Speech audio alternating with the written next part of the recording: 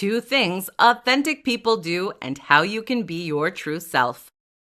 In this tutorial, I will show you 2 things that people who live their authentic selves do. You will learn how you can also be aligned with your true self. In this world where social media often encourages an image of imperfection, it can be challenging to be your true self, or at least show yourself to the world. While those who live an authentic life tend to be happier and have more success in life, it is by far more difficult to do than it seems. The following 2 recommendations will help you live a life where you can be your true self. The first suggestion is the following. Learn to accept yourself. It is something that we often hear, but what does it mean in practical ways? Accepting yourself is being able to look at yourself in the mirror and see who you truly are. Your true self is simply the self that is not trying to please others or being perfect. Your true self is the part of you that is enough and authentic. To accept yourself, you have to start by recognizing the good in you. List 5 things that you love about yourself. If you can't find 5 things, ask people who are close to you to list what they love about you.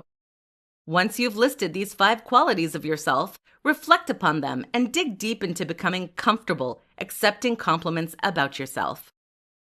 Now that you're starting to accept your qualities, try to make a list of 2 things you don't like about yourself. Explore these 2 things very deeply. Ask yourself, if those 2 things were in my best friend, would I still love that person for whom she or he is? If so, why is it so hard to accept those things in me? What if it was acceptable for me not to be perfect? How would life look? Choose to let go of the need to be perfect. Do you have to be perfect to be loved? What if loving yourself meant that it was merely accepting yourself for who you are, flaws and all? Learn to listen to yourself. One of the biggest mistakes we make growing up is losing a sense of self. We stop listening to ourselves and start paying attention to what others think of us. After years of trying to please others, we completely forget who we are and what we want. It is possible to come back to listening to yourself by starting to build boundaries. Boundaries mean that you place yourself as a priority to ensure that you don't lose yourself in relationships with others.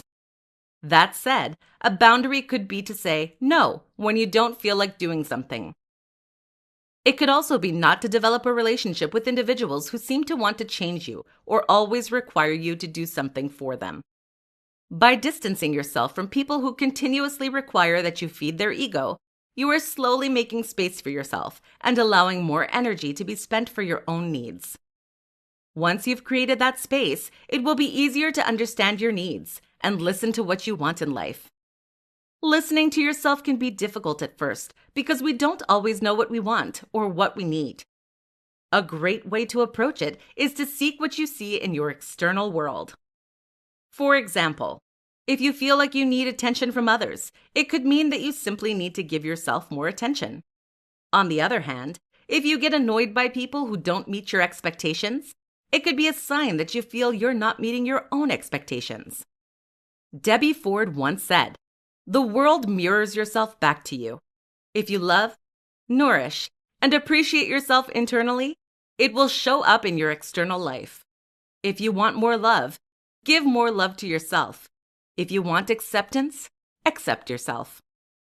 It is now time for you to not only accept yourself for who you are, but also start listening to your needs and take ownership to nourish them.